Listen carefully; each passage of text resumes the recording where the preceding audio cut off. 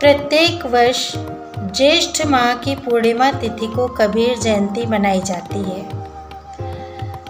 कबीर का जन्म कब हुआ, इसके विषय में ये पद्य प्रसिद्ध है। 1455 साल गए, चंद्रवार एक ठाठ ठए, जेठ सुदी बरसायत को, पूरन मासी प्रगट भये, घन गरजे दामिनी दम के बूंदे बरसे, झर लाग गए, लहर तालाब में कमल खिले, तह कबीर भानु प्रगट भये। कबीर का जन्म स्थान काशी है। कहा जाता है कि नीरू और नीमा नामक जुलाहा दंपत्ति को ये शिशु रूप में लहर तारा नामक तालाब के पास मिले थे। निसंतान नीरू और नीमा ने इन्हें ईश्वरीय कृपा समझकर स्वीकार कर लिया।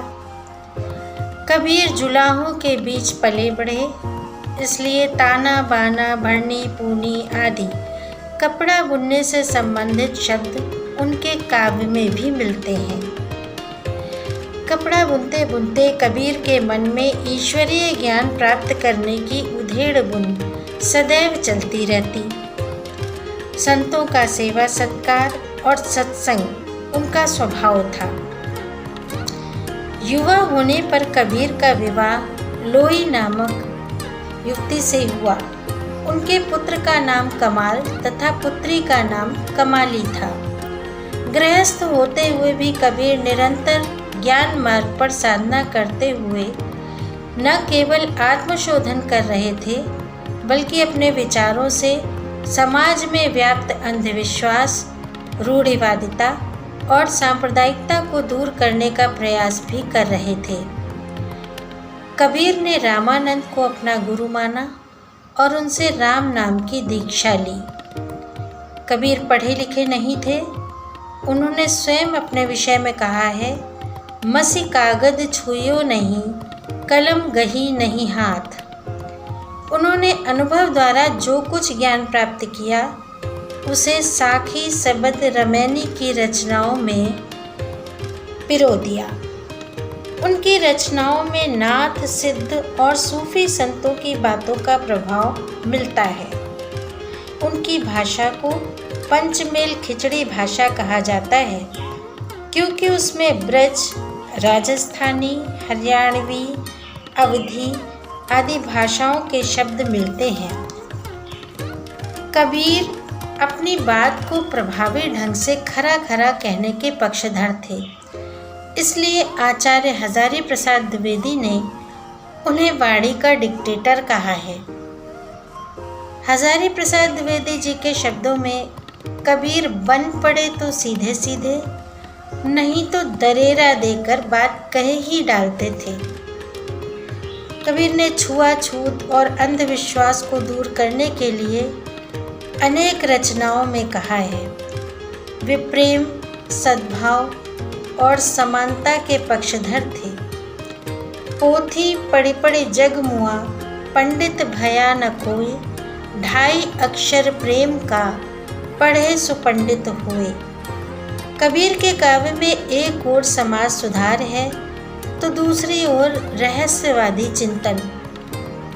एक ओर वे मोहग्रस्त मनुष्य को संबोधित करते हुए कहते हैं, काहे रे नलिनी तू कुमलानी, तो दूसरी ओर अचानक कहते हैं, संतो भाई आई ज्ञान की आंधी। एक और सूफी परंपरा की तरह परमात्मा को पति मानकर सखियों से कहते हैं, दुल्हनी गावो मंगल चार। इतना ही नहीं, विरहिणी नायिका की भांति कभी अखड़ियाँ झाई पड़ी पंथ निहारी निहारी, तो कभी हेरत हेरत हे सखी गया कबीर हिराए कहकर अपनी व्याकुलता को प्रकट करते हैं। कबीर एक महान संत, विचारक, कवि और समाज सुधारक थे। उन्होंने सारा जीवन लोगों के मन में आपसी द्वेष के स्थान पर प्रेम और भाईचारे का संदेश दिया। अंधविश्वासों को दूर करने के लिए अपने प्रयास की परिणति को चरम सीमा तक ले जाते हुए कबीर अपनी मृत्यु से पूर्व मगहर चले गए। वे इस भ्रांति को मिटाना चाहते थे कि काशी में मरने से स्वर्ग मिलता है और मगहर में मरने से नरक। यदि हम ऐसे ज्ञानी साधक और संत के उपदेशों को आज भी समझ सकें तो जीवन सुखमय हो जाए। अंत में कबीर को हृदय से नमन करते हुए इतना ही कहना चाहती हूँ कि कबीर का जीवन दर्शन एक आदर्श जीवन दर्शन है। यदि उस ज्ञान के सागर की कुछ बूंदें भी हम प्राप्त कर सकें, आत्मसात कर सकें, तो समाज में चारों ओर जो अशांति फैली हुई है वो कब समाप्त हो जाएगी पता भी नहीं चलेगा।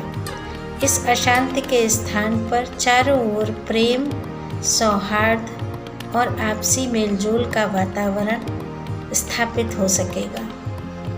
एक निवेदन, अगर आप चैनल पर नए हैं और आपने अभी तक इस चैनल को सब्सक्राइब नहीं किया है तो कृपया चैनल को सब्सक्राइब कर लें। वीडियो पसंद आने पर लाइक और शेयर ज़रूर करें।